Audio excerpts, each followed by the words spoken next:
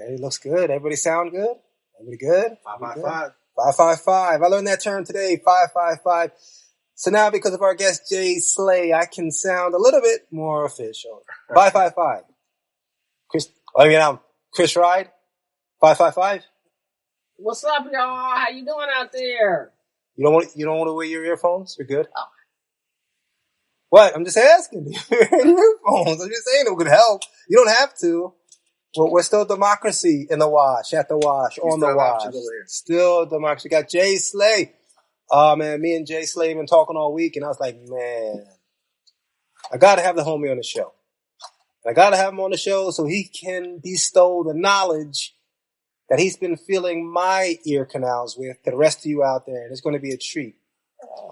Everything okay? You got the right earphones? It's not coming out. What are you doing? Okay, no, don't worry about the earphones. It's okay. Do I need to have them on? No. You're good. I'll tell you. Yeah, you sound good. Everything's good. Okay. So Chris Ryan is not wearing earphones. She's out of uniform, but that's okay. We'll let it go for today. Okay. Man, it's hot. It's hot here. We're not going to give you our exact location in the city of Los Angeles, but it's hot wherever we're at right now. It's a very interesting thing we were talking about. JaySlay, tell the audience a little bit about yourself. Just a little bit. Well, of course, my name's Jay. 30 years old. Is 30 years a millennial? What's 30 years? Is that millennial? I'm 38 years old, man. I'm about to be 39. What's 39? Is 39 a millennial? What's that? I don't know. I'm getting to 40, Okay. So 40. I think that's like I'm in a moment of time where I'm seeing the world for what it is. Okay. It's changing. Okay. Very fast. It is. But one thing, I still see the beauty in it. That's true. I see natural beauty. Natural beauty. Natural beauty. What do you think is naturally beautiful? Tell me. Every single day, the sun coming up, the moon outside, the trees, the birds, animals, and then you see buildings, and artificial stuff. Sometimes just silence, man. Just being in a room, reading a good book. Okay. You find yourself, man, in your little solitude times. Okay. But yeah, man, I grew up, with a lot of good friends, man. Okay. Playing sports. There was some things I didn't want to do when I grew up because of the way my family structures, how it's built. Okay. So I want to stay away from that. But, stuff happens in life. It kind of shifts you in a different direction. What would you say is a major shifting point in your life? Like, I know one of my major shifting points is when I moved from New Jersey. So my whole life sort of shifted. As a major shifting point, I was on my way to becoming a new person rather than the person I was expected to be in a little town in New Jersey where I was born. So what would you say would be one of the major shifts that happened in your life to make the person that you are today?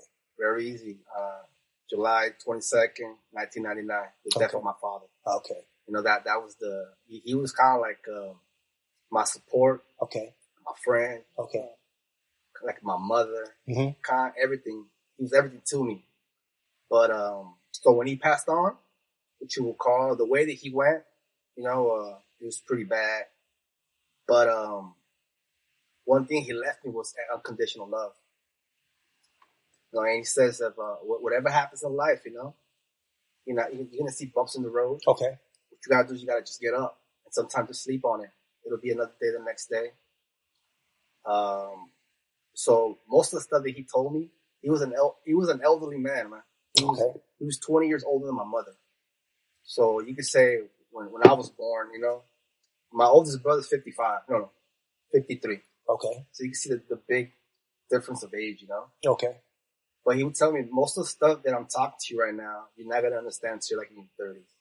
So all my conversations with him are stored in my mind. Okay. So they're coming to life now. And then, yeah, man, he says whatever you're into, whatever you like, go out there and get it. Think about this for a second, especially with the newer generation. Okay, so you had a father who who is able to tell you that and give you sort of like basic guidelines to life. Man guidelines. What a man gives another man. Old school, yeah. Old school. Tough, but what you would call just. Well, life, it has to be adjustable to life. Life is tough. If somebody gives you easy answers to a tough life, it's almost like they're setting you up for a fall. So the best instruction you're going to get is usually going to be instruction you don't want to hear. Usually going to be instruction that's not going to hit you the best way. But that's how I like it. I even like that now, I know Chris Ride, she talks about her father all the time. He seems like a very great man. Gave her a lot of stalwart advice. And I think the father is very important. And as you see, it seems like society is trying to eliminate the father right now, or the image of the father, right now. And I think, I don't think that's done on accident. I just don't think that's a thing that, hey, you know what? Let's just start getting rid of fatherhood. Okay. Fatherhood is strength. Okay. The mother offers and the father offers. It's yin and yang. A table falls over. It doesn't have all four legs. Okay. Is there a table that doesn't have four legs? Am I right? Could you Google that for me? I'm sure it's probably a table that probably fits that description, maybe like a mocha somewhere. Okay, well, you know what? I seen one. It was kind of triangle shit. A triangular table. But it didn't look too good at the end, though. Hey, listen. There was no room. I'm not putting anything on a triangle table. I'm not putting anything on it, not a glass, not a cup. That's just for decoration, which is what they're giving us with fatherhood right now. Just decorations. Hey, just stand there and look like a man and come on the weekends, Come on the weekends. Don't say too much. Play with the kids. So what you were saying was very important in this aspect. That your father was a tutor, a mentor, professor. He was actually a master tailor, and that's why, like, growing up, me and him had little issues about. He said, "You gotta be suited up." He goes, "I don't want people to like me just because I'm suited up, because I look sharp. I would like people to respect me and look up to me just for who I am." But it says, "You'll see one day."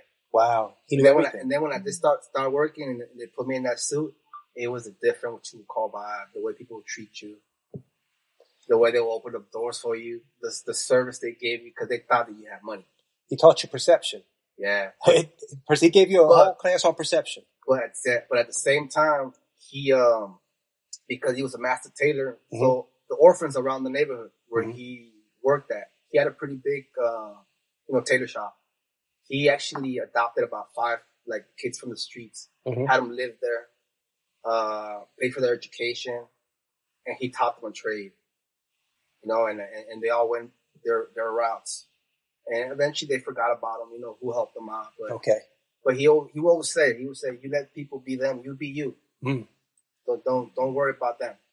Because you can't change people. And that's a lot of problems that we have today is we think you could change somebody. You could change absolutely positively no one. But what about it when you see someone that has so much potential and they're going down a path, and because they're young, sometimes I think when people are young, they get a blanket pass to do whatever they want to do. People say that's the time in their life where they can make mistakes. Oh, some of those mistakes can kill you. I don't believe in that. I believe when people are young, they're the most pliable. Okay, maybe you can take a chance, but any mistake in life could be your last mistake. And if you can see, hey, don't do that, I think it's a duty. And that's why I see kids now, my nephews, my nieces, kids in general, and we're in trouble. They have no communication skills. They're scared of the world, and they're seeing the world through technology, through what you call computers, their phones, their tablets, but they're not experiencing real life. And that's the most important thing is the experience. What do they want you to have when you go to a job? They don't want you to have knowledge. They want you to have experience. Remember this, man. The first time you ever talked to a girl you liked. Remember that, how nervous you were inside. But once you got the number, we could go and get some ice cream. Let me tell you, hey, that was a feeling of success. Let me tell you. That was a feeling of what you call you want to run like Rocky up the stairs. Look, don't talk about Rocky. You're from LA. I was born out there. I've actually ran up those steps. No, but we saw how he felt though. That's that feeling. Now that feeling is not here anymore, man. Wow. Okay, well, let me tell you about the first girl I talked to. Cause what was I? I was in first grade. I thought I was a pimp. First grade. Yes, Wow. I thought I was a pimp. I thought I was a pimp. You couldn't tell me anything. And Slick hair back. I positioned myself and everything like that. I said, you know what I'm going to do? I'm going to sit next to this girl. I'm going to sit next to her.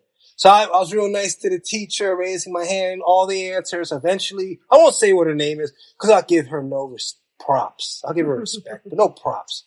Because it didn't end as good as I wanted it to. So it's not a good story. Hey, this is not a good story. So if you want a good story, don't listen. If you want a happy ending, this ending is not happy. So anyway, I moved my desk right next to hers. I said, oh, I'm right next. I'm in first grade. What are you doing in first grade? Not even a kiss. You're just happy to be next to a girl. So I moved my desk next to her. She has her arms folded and she looks over me with anger and disdain. Like my crush hates me. And I worked so hard to get here. So it's like, oh man, like I have to now sit next to rejection every day. And the only time I get away from rejection is lunch. And then I got in trouble. I got kicked to the corner. Conspiratorial, I will say, because I'm sitting next to the prettiest girl in class. Now I'm sitting next to the teacher, so I don't know what happened. I think maybe a conversation happened after school. So anyway, that's so Jay, I don't know, your story sounds real good and real Ryan Gosling-like, but we all can have notebook stories when we're running upstairs. What I'm trying to say is that most people fail the first time. They'll walk up to the girl. Yes. Maybe say one thing and then just walk back. No,